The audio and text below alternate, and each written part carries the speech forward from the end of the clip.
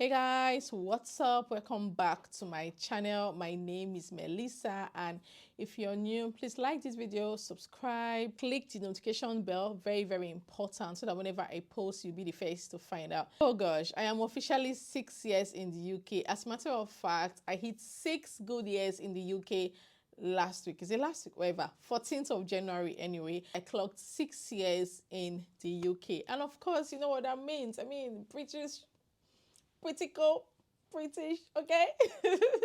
If you get it, you get it. If you don't get it, just relax. Go and chop popcorn and forget about it. Not joking, all my guys, them know me. If you're an OG on my channel, say hi. I'm sure you guys are not new to this kind of content. Every year, I mean, I think since I clocked either third year or fourth year or thereabout, I always come here to tell you guys the lessons that I have learned having lived in the UK. So it's 6 years in the UK, and I'm here just gonna tell you guys the crucial lessons that I have learned, and of course share some of my life experiences with you guys. But before we go on, I would like to thank the sponsors of this video, AMDARI. More about AMDARI in a jiffy. Now, number one lesson, or rather number one thing I would like you to note, is that adaptation takes time. You don't expect to leave your comfort zone, to leave the country or the society, the system you're used to, and go to somewhere else and just accept the culture of your new country. It will definitely take time, and that's completely okay. And trust me, you are not alone. I've been here for 6 years, and I can tell you for a fact that I've not fully adapted. It's funny, but yes, I lived in Nigeria for over 2 decades before coming here. So it might even end up taking about that number of years or never. Some people say they've lived abroad for like 50 years and it still doesn't feel like home to them. It still feels like they're living in someone else's land. Therefore, the fact that they have their passports, they are well embedded into the society, they have a good job, they've been able to raise their children, but they still have this burning desire to go back to their root, to go back to their country. So if you're watching me, let me know, how long have you lived in the UK? Would you say you fully adapted, or are you of the opinion that you may never ever get to that point where you say, oh, indeed, the UK is my home? Let me know, of course, in the comment section. Trust me, you will continue to feel homesickness, culture shocks became shocking, it just never ends. Discrimination, it comes with the journey, unfortunately, and we just have to accept it. But the most important thing is that you are not alone. My sister in the UK, and I can tell you for a fact that I have not even fully adapted. I still miss some. As a matter of fact, it's even worse for me because I have never traveled home. I've not even gone back home. Is that bad? Number two, this country comes with unexpected expenses. You must save. People always say the UK is garbage in, garbage out. People tend to live from salary to salary, but my darling, that's why you need to extend your source of income. Try to do other things. Go into content creation. Make hair, cook. Do something outside of your regular 9 to 5 or your 12-hour shift that is barely enough for you to survive on, because this country just comes with a lot of expenses. And if you are not careful, you will be counting 5 years, 10 years, 15 years with absolutely nothing to show for it.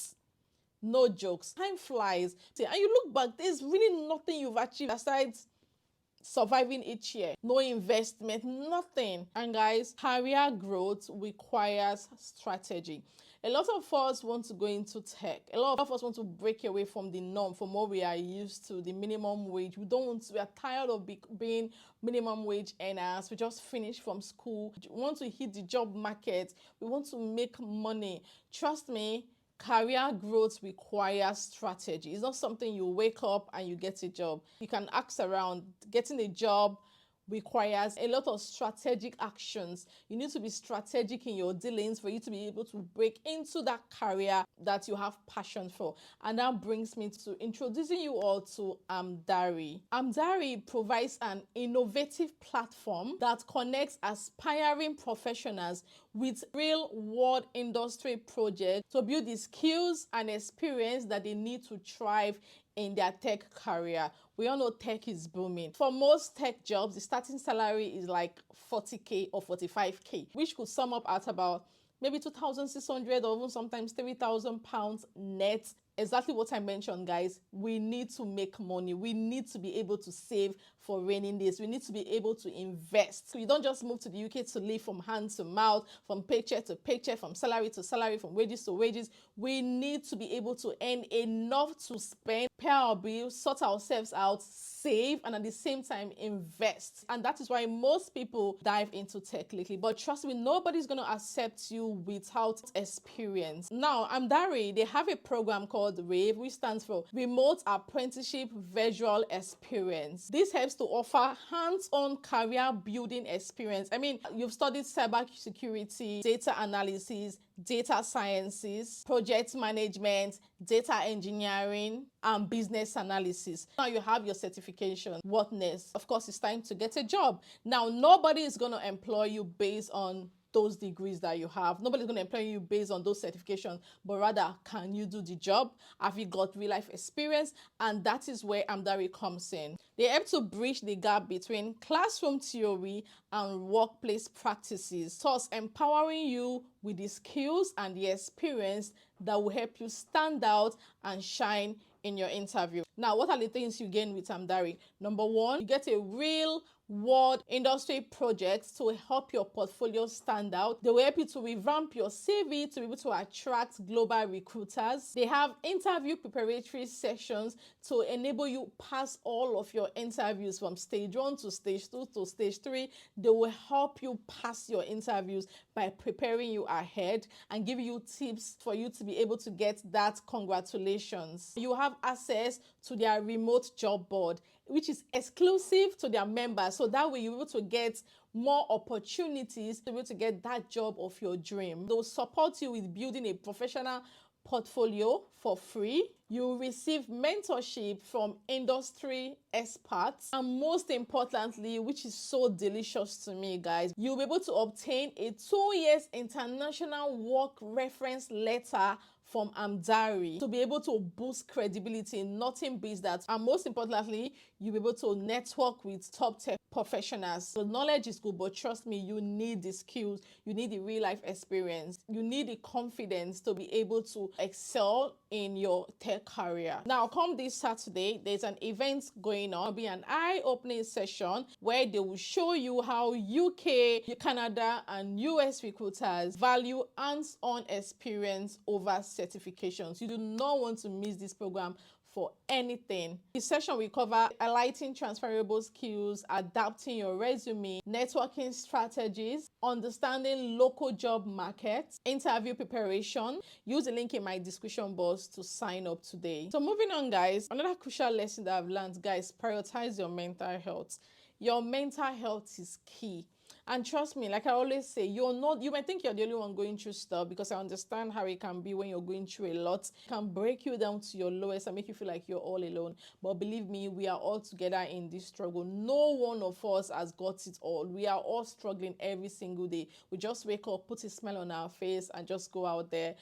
Keep showing up with smiles on our face, even though we use the smiles to mask our pain. But trust me, mental health is key in this country, because it will swallow you. If you're not careful, you will get consumed by it. Nothing is worth your mental health, not even your job, not even your family back home, because black tax cannot be eradicated, unfortunately. It takes you to control it. So you must protect your mental health, because it is paramount. And most importantly, guys, never lose your identity. I belong to this group called the Boamaka, where we tend to get to meet, unwind, because we all need that once in a while. Meet people that are like you, discuss similar issues, group of people that are really so supportive. And trust me, it's been the best thing that has happened to me. You do not want to lose your heritage. Always remember that you're Nigerian. Always remember your roots, you're African, wherever country you're from. Never lose your identity, because at the end of the day, can never be more British than the British. If you get it, you get it. If you don't get it, forget about it. Guys, parenting abroad is a total ball game entirely. I have 3 kids. Oh, Jesus Christ. I just have to breathe before I can even continue talking. My kids are not a burden to me, but I must confess, it is extremely difficult parenting here, because the style we are used to It's totally different here. And for someone like me that wasn't even parenting in Nigeria, so I started my parenting journey in this country. So you can imagine how hard it is. So my kids don't even know what it's like, you know, to be raised in Nigeria. I don't know. Let me know in the comment section. Do you think people that have raised their kids in Nigeria, maybe like they raised their kids for like 5 years, 10 years before moving to UK, do you think they find it easier than us that had to like start from the bottom, literally like we had to understand the system here and start raising our kids here? Which do you think is easier? Let me know in the comment section. I mean, I don't know. I kind of feel like children that were raised in Nigeria, or that have experienced what it's like to, to be raised in Nigeria, and then they come here. I kind of feel like the parents, they tend to have it easier. I don't know. I'm not sure, but just let me know in the comment section, because I kind of feel like your kids, they already know you. They already know what discipline is. They already know what feminine, even though you're not hitting them here. But the fact that they've experienced it in Nigeria, I think it kind of just helps them here, not to be so unruly compared to a child that has never been hitting before, doesn't even know what it's like to be spanked. All you keep doing is that you talk from morning till night. In my situation, I talk and talk and talk that at the end of the day, say 10 p.m., you can't even see me. I'm so tired because I've been talking from morning till night. Stop it. Sit down. Stand up. Drop it. Stop pushing. Oh my God. You keep talking and talking and talking. And when you finally had enough, you send them to timeout, which is even fun for them. So you're like, how do I make these people listen? How do I even calm these people down? Since spanking is not permitted here, the journey is extremely difficult. But then we just have to do what we have to do. If you don't take your time, the system will help you raise your kids, and you do not want that. And guys, don't be afraid to ask questions. If you're not sure of anything, ask. In this country, it's better to ask than not ask and make mistakes, because ignorance is not an excuse. So for example, you have a new job. This is my table. You get a new job. The system is different. You're confused. Keep asking, no. Keep asking. Even if it means you're asking 10 times, ask.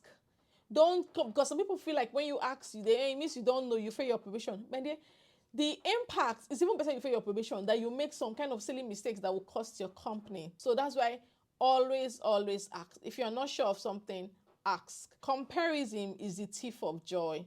Never compare anybody's journey with yours. Your journey is unique. It is your journey. Just face it and mind your business. I mean, it's okay to admire other people's journey. You've seen what they've achieved, what they've done for themselves. No problem. Admire it. Let it be like an inspiration to you. But never feel like you're not doing enough because your neighbor is doing so well.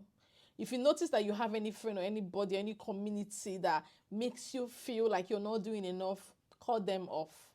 See, never ever compare your journey. It is peculiar to you alone. Just keep it going, keep at it. You will get to your destination someday. But the moment you start feeling like, oh, this person came 2 years ago, they've already bought a house, they're already doing this, doing that, that's when depression starts to set in. So never compare your journey with that of anyone else's. And yeah, talking about that, I also love to stress on the importance of having a very strong and solid community. Let me tell you, people in this country, people are looking for friends. There's always someone that is looking for a friend. People are looking to make friends, but you have to be really careful. But then again, be very open to friendship, good, genuine friendship that will help you build yourself even better. Not friendship that will take from you. You have to be very careful with that. But I would say community is the bedrock of surviving in this country. You cannot do it on your own. Trust me, the word strong does not apply in this sense. You just cannot do it on your own. You need that community of people that would be there for you, solidly behind you. It could be something as little as just when you're at the point of breaking down, you just ring someone, you talk to someone, you really need to vent. You really need someone to vent to from time to time, because from time to time you feel very overwhelmed. Recently, UK was announced one of the most depressing countries in the world. I think the first 3 most depressing countries in the world. That's how it can be. It can be really depressing. That's why you need that strong community around you. And lastly, it is okay to go back. Auntie, uncle, brother, sister, it is perfectly fine to get fed up with the system and now want to go back to wherever country you're coming from, or even another country. And in my case, we are going to another country, which in my opinion, it is perfectly fine. If the system is not working for you, if the system was working for you at some point and stopped working for you, or you feel like you're not getting what you desired, or you feel like you can get more somewhere else, pack your bag and go. There is no shame to it. Japa 2.0 is a thing. If you after do your Japa 2.0, if you feel like the country is not okay for you and you want to come back to the UK, come back. Or if you feel like you don't want to come back to the UK, your 2.0 is not working and you're looking at doing 3.0 or 4.0, do it. It is your life, it is your journey, and you owe nobody explanation as to why you are doing that. In our case, I've come here to say countless times why we are living. It's a beautiful country, but at this point, we can get something better. We can live a better life somewhere else. The country is currently not the way it used to be. And of course, it's a lot of system, a lot of field is becoming saturated. Getting a job is becoming extremely, extremely difficult. Even with sometimes you get a job, retaining it is a problem. So it's okay to go somewhere else and give it a try. It's not, you're not committing any sin. It's not a crime. It shouldn't even be a problem. It shouldn't be anybody's problem. Just do what you think is best for you and your family. Guys, that brings us to the end of today's video. Share, of course, in the comment section if you've gained anything from this video, if you've learned anything from this video, and how long have you lived in the UK? Does the UK feel like home to you? What lessons, what crucial lessons have you learned so far? Share, of course, in the comment section. Thank you so much, guys, for watching this video, and I will see you all in my next one. Bye, guys.